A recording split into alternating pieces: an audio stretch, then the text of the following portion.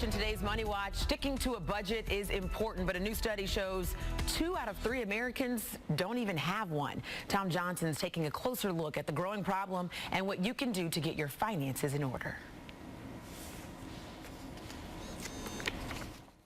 Joe, Bert, the Oracle of Orlando from Certified Financial, is here to talk a little bit more about budgeting, and it is critically important. Joe, we've talked about this before, but I know you like coming back to it because it's so important. It's the number one thing. If you're running your household is like running your business, and a good, well-run business today has a budget. They know how much is coming in and money's going out. You need to do the same thing with your household. Unfortunately, most of us don't.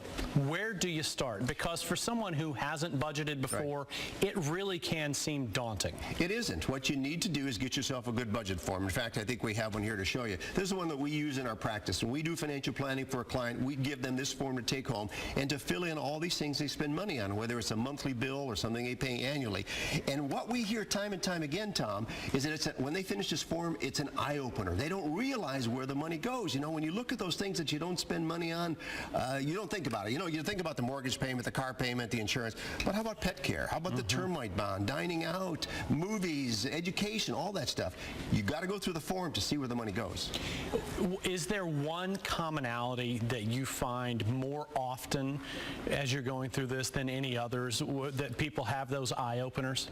Well, I think the commonality, you've probably seen an awful lot. I didn't realize we're spending so much money on dining out. You know, how much money, you know, that's the one. And particularly today with 2-income families, a lot of times we're eating out, and that will really eat into your budget. So what you want to know is how much money you have going out, because if, as we like to say, if your outflow exceeds your income, the outcome could be your downfall.